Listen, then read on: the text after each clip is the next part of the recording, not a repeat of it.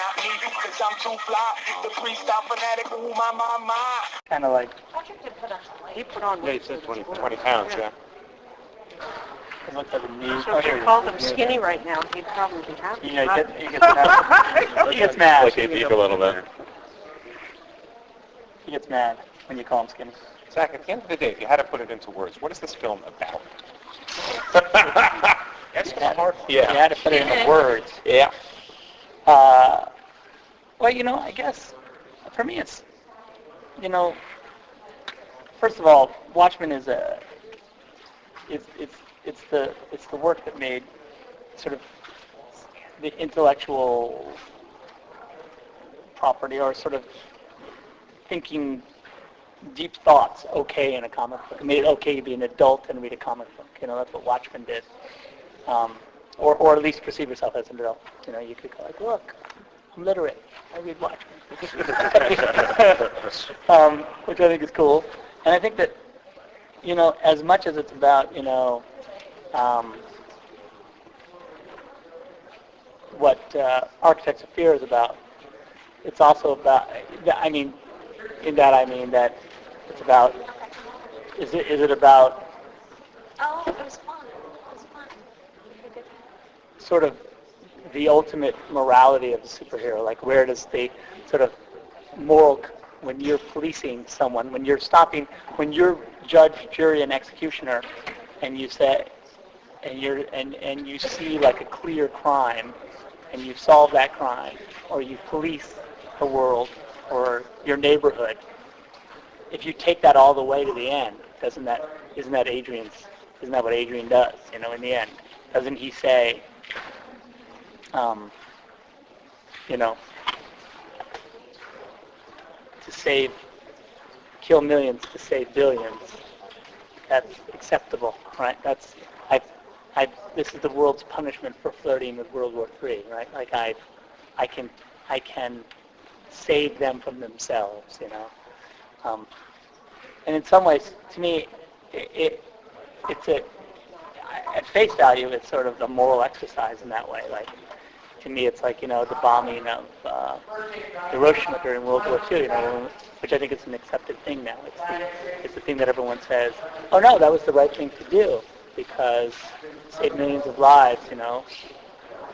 But I still would say, I would argue it's the same question, moral question. I think that it's a lot in this book comes from that moment in history. I feel it all the time. And I also think that, but that's kind of like what thematically it's about in some ways. And then it's also a mystery. You know, it's also but I think beyond all that, it's like, it's a character movie. It's about characters.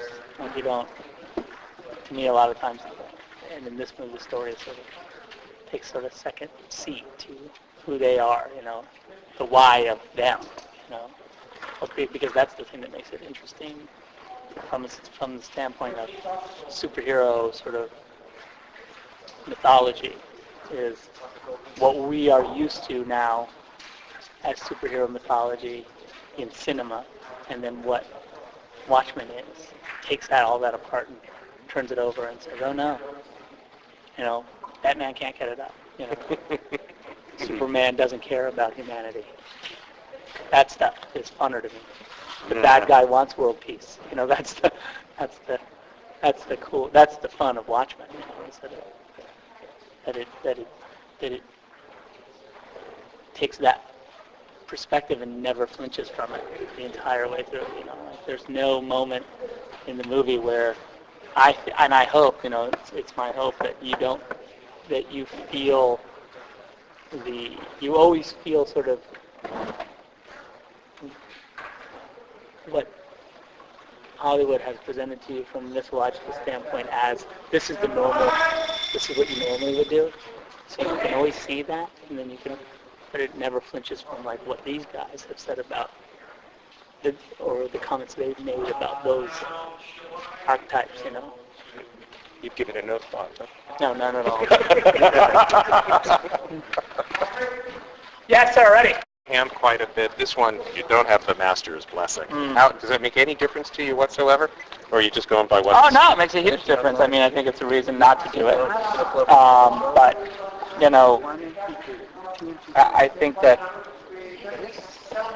we try. We try. Go ahead. I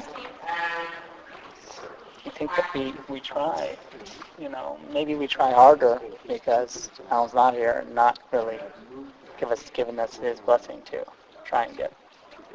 Is there a part of you At that it. like to be the guy who just blows him away? Even though he says he's never going to watch it? I think that would be. I'd be a liar if I stated that I didn't want him to like it. And say, "Oh, I don't care." That's a lie. So yeah, I mean, I think that even though again, like I say, I would make no assumptions about how he feels. I would hope that he would think it didn't suck super bad. It's got to be better than League of Extraordinary Gentlemen. I'm not going to say anything. I'm not going to say anything. This project's been floating around for many, many years now. So what did you bring to the table that Warner Brothers was like, all right, let's finally get this made and done? I don't know. I think that they,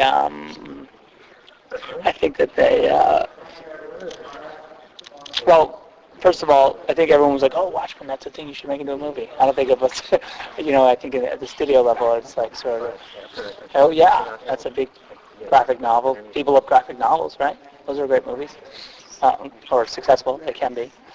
So yeah, we should make that Watchmen into a movie.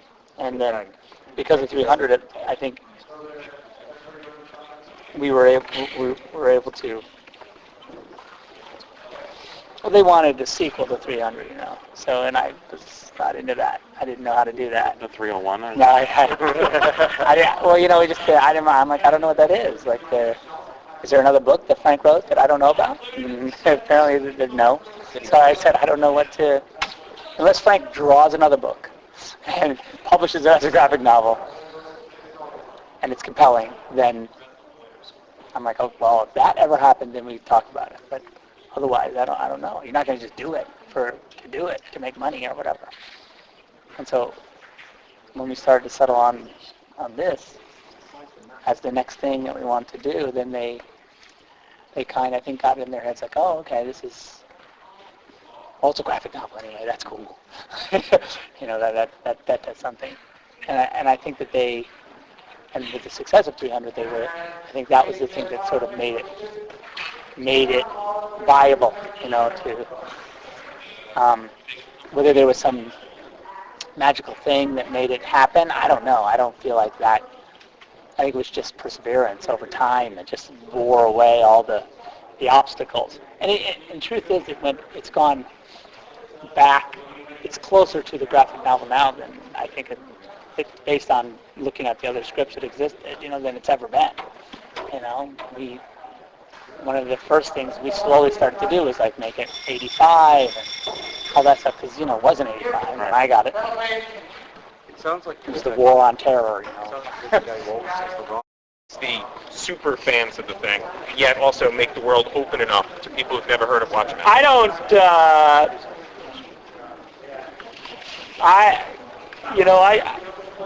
I hope the material is. I kind of look at the material like it's more important than making a movie that is accessible to. It's an R-rated movie. It's a weird movie. There's no two ways about it. I mean, it just is. So the attitude is just do it right. And Yeah, worry about and I just everything hope that people come to it and discover it and it makes it, that it's cool. Because it is a strange film. And I think that in all the best ways, in all the ways that why, to me, I guess, fanboys and geekdom and whatever, literati, whoever liked Watchmen, which is true, they all kind of come together there. If you don't get that part of it right, don't do it. Just something. And I might not. I want to. That's what I'm trying to do. Like everyone who makes a movie thinks, oh, I'm doing this. And they don't know what they're doing. But that's what you try and do.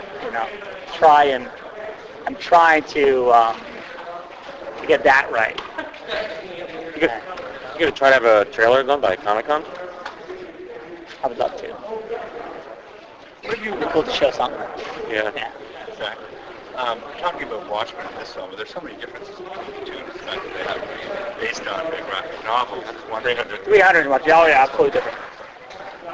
What is the thing that you're finding the most different in terms of learning about this film as you go along that is separated from that film in terms of the filmmaking? I don't know, the way I approach it is I kind of, with Dawn and with 300 and with this, I'm all about trying to find the tone of the movie and make the movie based on its tone, really, not the the particulars of it, And so, for instance, with Dawn, it has a lot of,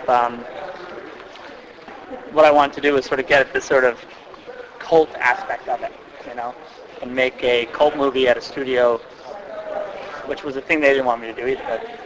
That's not the kind of movie they wanted. And when we made 300, I was very specific. I wanted to make the book.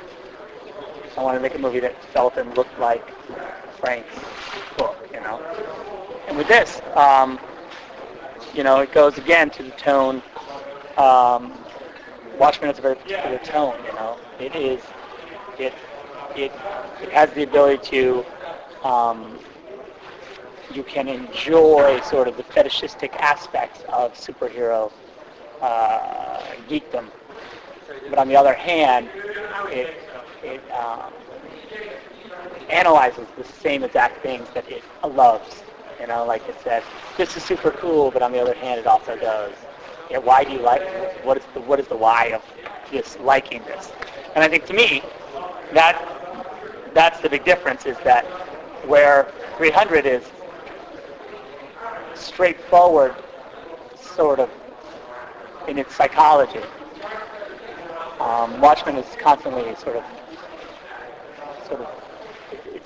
constantly analyzing itself, And I think that sort of, I guess, tonally makes some difference to me, and also we've tried, I tried, so far in the shooting of this movie to be very sort of, how do you say, formal with the shooting, because I felt like the book is very formal in its presentation of imagery, very symmetrical, and so that's kind of how we approach the shot making. And that's also, you might think that's similar to 300, but it's not. Like 300 is it's tableauic, everything's like a proscenium, where this is like, it also has operatic qualities, but in a different way, it's much more sort of graphically formal, and it's, but it's intimate too, and it's, to me, it's more dimensional, everything is like the set, everything is deeper, like that. And more sets? Oh yeah, way more sets. They have a lot of sets. So that's a big difference too. Yeah, but I think we still use visual effects to kind of enhance and expand the sets that we have. Anything from the graphic novel that you simply can't get on film for any particular reason, or aren't putting on film? There is something, I'm not going to say exactly what it is, but there's one aspect of the story that that changed before we got it and that we sort of stayed with. But I would say overall, and I would say also, in regard to sort of the ending of the movie, we endeavored to and have tried as hard as we could to, and I think we've succeeded just on paper anyway, in keeping sort of the moral ambiguity of the ending intact, which I think is was, to me, as far as my relationship to the studio and to Hollywood and what you would imagine a Hollywood ending of the movie to be, was the biggest struggle. And I think in that regard we are, there's an understanding, that that's the movie. It has to do that in order, that's the why of making it. What about Black Freighter? And Black Freighter is, we're doing the Black Freighter, animated Black Freighter. Oh, really? Yeah. Oh, that's nice. And we've already shot all the ins and outs with the news vendor and everything, so that should be cool. Is Gerard going to be the castaway in Black Freighter? There's a very good chance. which I've talked to him about it, and he seems pretty excited. So. How about, you made a lot of changes to the costumes. And, Yes. and yet Dave Gibbons has totally given his seal of approval. What kind of conversations did you have with him? Well, His reaction to what you did with them? I mean, I feel like, they're certainly within the spirit of the work, and I think Night Owl is probably the biggest, and Silk Spectre is probably the biggest changes. I just felt like the problem with the Night Owl costume for me was that it wasn't so much my personal opinion about the Night Owl costume as was I wanted to make sure that the movie commented on the superhero iconography that we deal with now in present day cinema. That the metaphor was clear, rather than like when Dave drew it in '85, he didn't have whatever it's been 25 years of cinema fetishistically screwing the details of superhero costumes to the most insane levels possible, where the Spider-Man costume is, you can't get too close to it. It's honeycombs inside of striations, inside of cast, this, that, and the other thing. And so my feeling was that the costumes needed to at least exist for the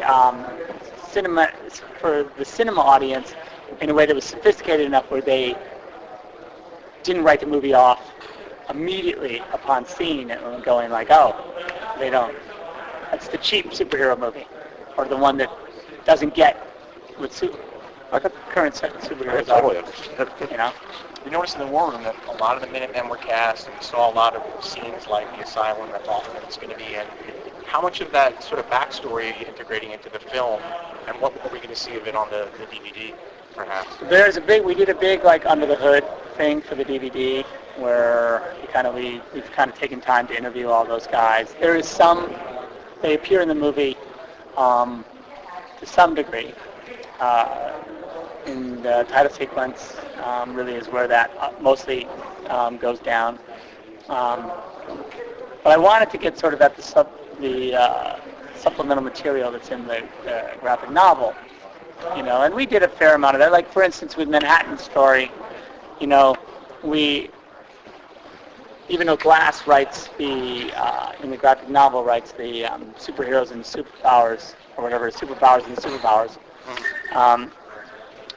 I made, the only difference is we made that Wally wrote the book. And then Wally gets interviewed on Dick Cavett. And in the interview he says, I never said that